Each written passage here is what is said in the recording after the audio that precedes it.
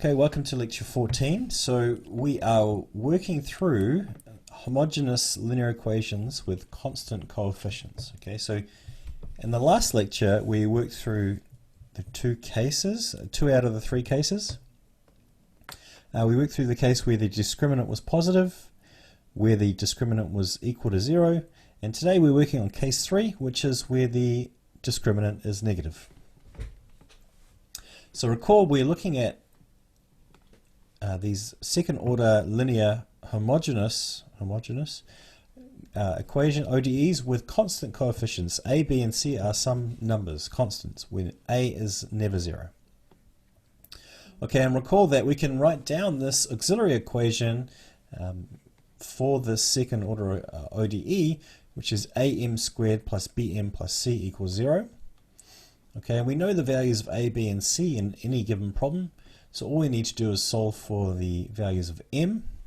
Well, this auxiliary equation is a quadratic equation, which we can find the roots of that quadratic equation using the quadratic formula. So we get m1 and m2. And so again, recall that the discriminant is the thing under the square root here, b squared minus 4ac. Okay, and so if this discriminant is less than 0, we are taking the square root of a negative number. Okay, and therefore we are going to get complex conjugate solutions. So in the case that the discriminant is less than 0, our two roots, or our two solutions to our auxiliary equation, are complex conjugates. Okay, and so I can write down I could define two numbers, alpha and beta. So alpha is going to be negative b over 2a. So that really, if you think about it, is this term negative b over 2a, the real part of this complex number m1. Beta is 4ac minus b squared. So that's the negative of the discriminant. The square root of that negative of the discriminant divided by 2a. So that is somewhat related to this term here, right? Okay, so yeah, as I said, alpha is related to this term, beta is related to this term, but instead of taking b squared minus 4ac, we're actually taking the negative of that. So that beta itself is a real number, as a real number, okay? Because b squared minus 4ac is less than 0, 4ac minus b squared is greater than 0, and therefore the square root gives us a real number. Positive number. A real positive number. Okay, so therefore we can write our two solutions to this, to the case 3 where the discriminant is less than 0 as m1 equals alpha plus the imaginary number times beta, and then the second solution is going to be its complex conjugate, alpha minus I, the imaginary number, times beta. Okay, so alpha is the real part of m1 and m2. Beta is the imaginary part of m1 and I guess the negative imaginary part of m2. And we can therefore write the general solution as some constant, which I'm calling in this case a. So not previously I was writing c1 and c2, but okay, this time I'm going to call it a and b. So some constant a times m1, exponential of m1, alpha plus I times beta times x, plus this constant b times the exponential of alpha minus I times beta times x. Okay, so it seems pretty easy, but I actually want to simplify this a little bit more. So for a start, I want to take out a common factor out of both of these equations.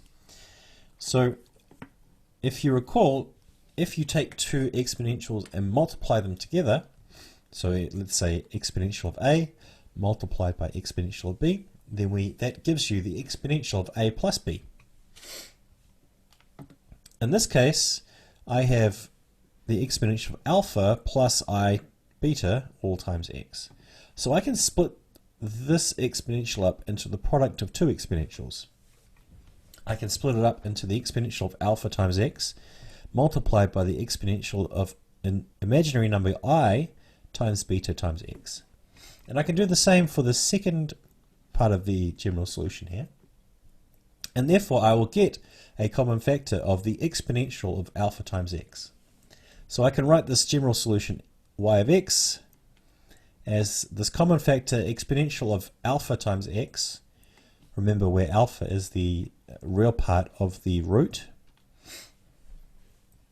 And then the second part here, which is involving the exponential of the imaginary number times beta times x, where beta is the imaginary part of the root m1 and m2.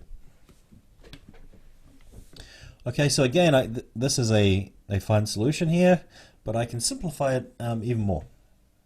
Okay, I can make use of Euler's identity to simplify this general solution. Okay. Now, if you remember Euler's identity, this is a way or a relation that relates the exponential of an imaginary number to the sine and the cosine of some the number. Okay, so using the Euler's identity, again, this is from first year calculus. If you can't quite remember this, feel free to pause this video and go and remind yourself or refresh yourself on Euler's identity. But Euler's identity says that the exponential of the imaginary number times some number, so in this case beta times x, can be written as the cosine of beta times x plus the imaginary number times the sine of beta times x.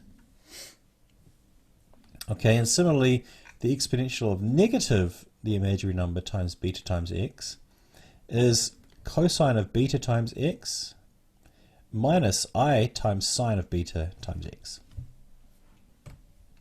Okay, and well, cosine actually is an even function, which is why we don't get a negative out the front here, and sine is an odd function, which is why we do get the negative out the front here. But well, these two relations just simply fall out of the Euler's identity. So therefore I can write my general solution in this form. Y of x, the solution to the ODE, is equal to e to the alpha x times, well, this some constant a plus b. So this is just some number now, this is just some constant, times the cosine of bx plus the imaginary number times a minus b times sine of bx. And that's true for any constants a and b. Okay, so I'm going to try to be clever here, which happens once in a while, and I'm going to choose a and b very carefully, a and b very carefully. So I'm going to choose a and b to be some new complex numbers. Okay, I'm going to choose a to be this number c plus the imaginary number times d, where c and d are just some real constants. I'm going to choose b to be the complex conjugate of that, so of a, so c minus the imaginary number times d. And if I do that, when I look at the sum a plus b, so a plus b gives us c plus c is 2c plus I times d minus I times d. So I just get 2c when I add those together. A minus b will similarly just give me 2 times I times d, where I is the imaginary number. I'm going to let c1 be equal to 2 times c, so this a plus b thing. And I'm going to let c2 be minus 2 times d, so it's the negative of this thing without the imaginary number. And then if I substitute that into my general solution, then I can simply write this general solution as the exponential of alpha times x, remembering that alpha is the real part of the root of the auxiliary equation up here.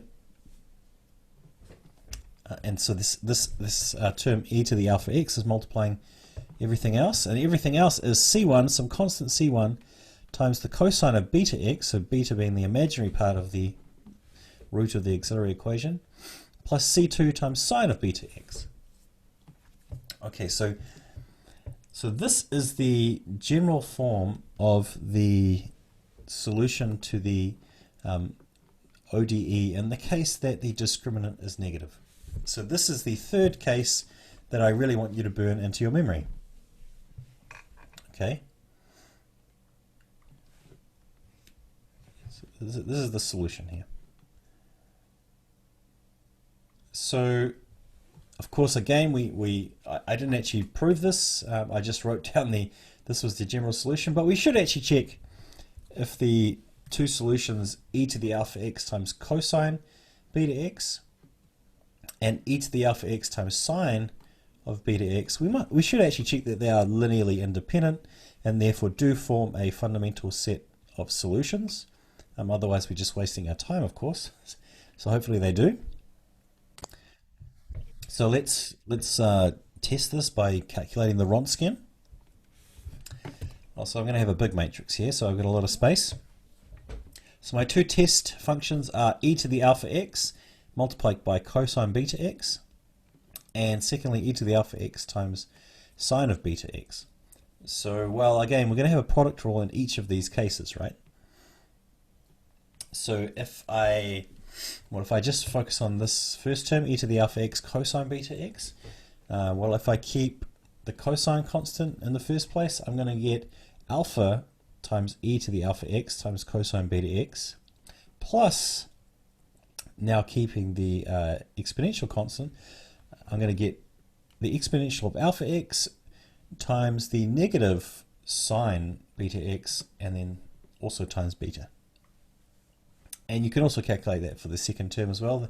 Just take the derivative of this term with respect to x, utilizing the product rule. And we get something that well, it's not very hard, but it's just long. Okay, so we form that matrix and now take the determinant of that matrix. So we cross multiply the top left and bottom right terms and subtract the product of the other two terms.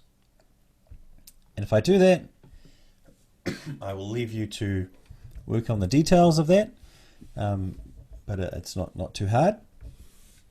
If I do that, this is what I get, and it is a little bit nice because two terms automatically cancel out. This alpha cosine beta x times sine beta x thing, we've got a positive one here and a negative one here, so they cancel out. It also simplifies a little bit because what's left in the square bracket here is beta times cosine squared of beta x plus beta times sine squared of beta x. I can pull out that constant, common factor beta out front here, so I'm left with beta times e to the 2 times alpha x times cosine squared plus sine squared of beta x, both of beta x. And of course, a very well-known trigonometric identity, which if you don't know it, memorize it now please. Cosine squared of a plus sine squared of a equals 1. Okay, so this cosine squared of beta x plus sine squared of beta x equals 1.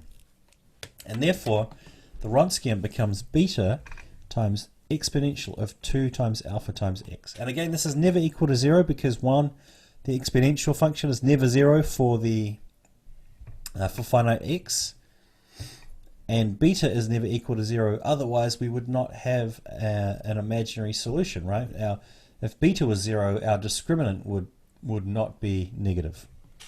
So therefore, the two solutions. Okay, well I just wrote here that this is just saying cosine squared plus sine squared equals 1. But my conclusion is the Wronskian is never equal to 0. So my two test solutions, y1 and y2, are linearly independent. They form a fundamental set of solutions to the ODE, and therefore I can write the general solutions and the general solution to the ODE like I did previously. Okay, the solutions are linearly independent. So let's look at a couple of examples of this before we summarize everything. So we're given the ODE y double prime plus omega squared, so this is a Greek letter omega, times y equals 0. So omega is just some real number, it's any real number really. So this is, since omega is a number and not a function of x, this is a linear equation. This is a second order equation because the highest derivative is 2. The coefficients are constant, so it's a constant coefficients equation, and the ODE is homogeneous, right? So this exactly matches the form on the right that we've been working with, except that, well, b in this case is 0, right? Because there's no y prime term in this equation. So we can easily identify these numbers a, b, and c. A is going to be 1. I've already said b is 0 because y prime is not there. And c is going to be this number omega squared. Okay, of course this doesn't look like a number, but I'm just saying this omega can be any number. Okay, so we can work with that. So, well, we can write down the auxiliary equation to this second order ODE. A times m squared plus b times m plus c equals 0. And we obviously know what a, b, and c are now. And therefore I can write down the solution to this quadratic equation, this quadratic auxiliary equation. So b again was 0, a was 1, and c was omega squared. So I end up substituting in 0 for b and 1 for a. I end up with 0 plus or minus the square root of 0 minus 4 times omega squared all over 2. Omega squared is always positive, of course, because if I square any number, any real number, I end up with a positive number. So therefore I end up with 0 minus some positive number. So obviously this discriminant is going to be less than 0. Okay, and in fact the real part of my complex number is going to be 0. Okay, so the real part is 0 over 2. So alpha, you could say, in the way we were writing the solution before, alpha is 0, and beta is just going to be, well, beta is just going to be, what is the square root of 4? Well, it's 2. What is the square root of omega squared? Well, it's omega, so I get 2 omega times I over 2. So I end up with just I omega. So my two solutions to this quadratic are m1 equals I times omega, and m2 is the complex conjugate of that. Or you could identify alpha equals 0, beta equals omega. And therefore my solution to my ODE is quite simply e to the alpha x, but alpha is 0 here, so we just get e to the 0, which is just 1. So I simply get c1, some constant, times the cosine of omega x, plus c2 times the sine of omega x. Okay, so, and in fact that's the whole problem finished. So if you remember the form of these solutions to case 1, case 2, and case 3, then actually these problems, constant coefficient, homogeneous linear equations with constant coefficients, are quite simple. Let's look at another example of case 3 though, because here alpha was 0, so let's look at an example where alpha is not 0. So here y double prime plus 6y prime plus 13y equals 0. Obviously this is a homogeneous linear second order equation ODE with constant coefficients, so it fits our profile here. We can identify the values of a, b, and c being 1, 6, and 13. We can form the auxiliary equation and solve the auxiliary equation. Okay, well, b squared, negative b is negative 6, plus or minus b squared is 36, minus 4 times a times c. 4 times a is 4, times 13 is 52, over 2, all over 2. Obviously 36 minus 52 is going to give us a complex number, and it turns out that complex number is going to be, well, okay, the whole root is going to be negative 3 plus or minus 2i. Our two solutions to the auxiliary equation, to this quadratic equation, are negative 3 plus 2i and negative 3 minus 2i. So I can identify my real part of this complex number as negative 3, so that's what I'm calling alpha, and my imaginary part of this complex number is 2, and that was what I was calling beta. So therefore I've identified alpha and beta. I can very simply write down y, our general solution to this ODE, is y is equal to e to the minus 3x, so the e to the alpha x, so e to the minus 3x, times c1 cosine of beta x, so c1's cosine of 2x, plus c2 sine of beta x, so c2 sine of 2x. If you can remember the form of these equations for case 1, case 2, and case 3, it is very easy. And I want you to be able to do these almost as second nature. So I really hope that you'll practice them. So I think we should just summarize these case 1, case 2, and case 3. We'll summarize the method for these second order homogeneous linear equations with constant coefficients. So we're looking at the ODEs a, b, and c being constants, a not equal to 0. So a times y double prime plus b times y prime plus c times y equals 0. So if we see an equation that fits this profile, we immediately can write down the auxiliary equation. A times m squared plus b times m plus c equals 0. Okay, we all know how to solve a quadratic equation, probably since about year 11 in high school. If you've forgotten, which is fine, please look this up and remind yourself and imprint it in your memory. The two solutions to this equation are given here, m1 and m2. So both of these solutions just fall out of the quadratic equation. They're exactly the same apart from the sign here, plus and minus here. So these are our two solutions. I'm going to put them over to the side here, out of my way. The number underneath the square root here, b squared minus 4ac, we call that the discriminant. So this thing, capital delta, the Greek letter capital delta, is called the discriminant. It's just the thing that's under the square root here. And of course we have three cases.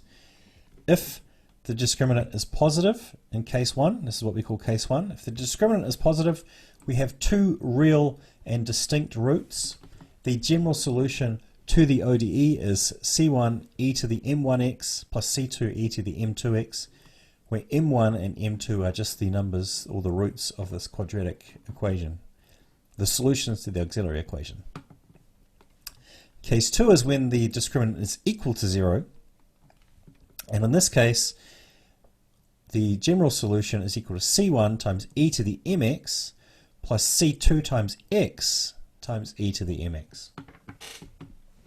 In case 3, where the discriminant is less than 0, we're going to have complex conjugate solutions, and the general solution is e to the alpha x times all of c1 cosine beta x plus c2 sine beta x, where alpha is the real part of m1, beta is the imaginary part of m1.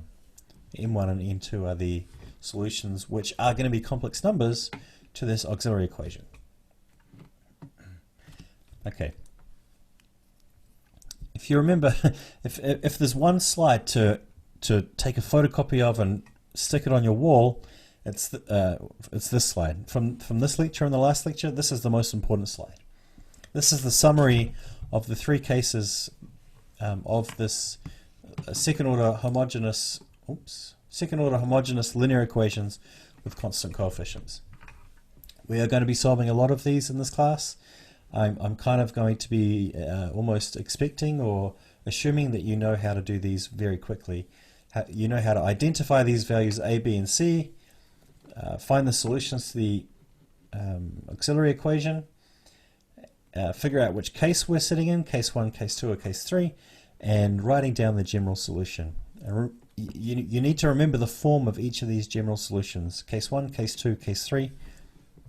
Please, I can't emphasize this enough. Please memorize and know these forms.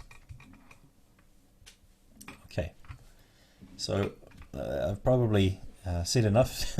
I've encouraged you to memorize this slide enough, so we can move on, I think. So we've been focusing on second order homogeneous linear equations with constant coefficients, but actually the method also works for higher order linear ODEs with constant coefficients. So in general, if we have an nth order homogeneous linear ODE with constant coefficients, so now an minus 1 through a2, a1, and a0 are all real constants. They are not functions of x, they're just numbers. They're just real numbers. So in general then, our auxiliary equation becomes an nth degree polynomial. Okay, and we can write that polynomial down. The coefficient an times this m to the power of n plus an minus 1 times m to the n minus 1, and so on down through a2, this number a2 here, times m squared plus a1 times m plus a naught equals 0. So in general, this auxiliary equation, we must solve an nth degree polynomial, which can be quite challenging because there are n solutions to that. Okay. The type of solution we get depends on the roots of the auxiliary equation. So for example, if all the roots were real and distinct, then the general solution would just be something that looks like this. C1 times e to the m1x plus C2 e to the m2x plus all the way through to Cn times e to the mnx. Okay, so we get n roots to this auxiliary equation because it's an nth order polynomial. The other cases where we have some of these repeated roots or complex conjugate roots to this auxiliary equation, they're quite hard to summarize because there are a lot of different combinations. So let's just look at an example of this just to give you a taste. I mean, in this class we're going to focus on second order equations of this type, but just to give you a taste of a third order ODE with constant coefficients.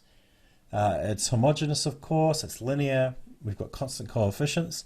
The auxiliary equation in this case is 1 times m cubed plus 1 times m squared minus 2. Okay, there's no u prime term here, so there's no m term, m to the power of 1 term here. Okay, that's missing because there's no u prime term. Okay, this third order polynomial is going to have 3 solutions. We can, if we are careful and clever, we can write this third order polynomial in a somewhat simplified fashion.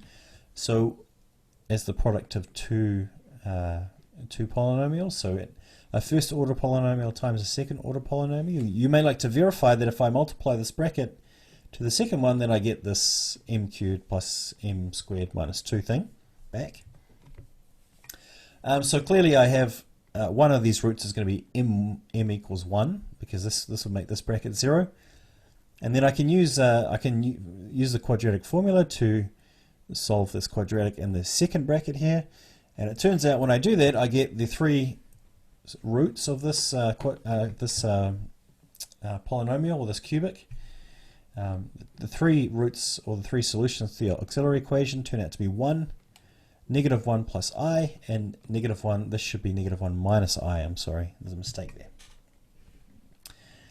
And so therefore my 3 solutions, or my 3 solutions, well, y1 associated with the number 1 here would be just be e to the x, y2 would be e to the minus x cosine x, and y3 will be e to the minus x sine x.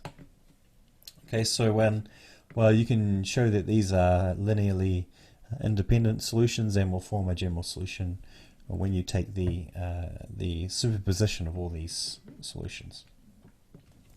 So in general, this method works for higher order linear ODEs, homogeneous linear ODEs with constant coefficients.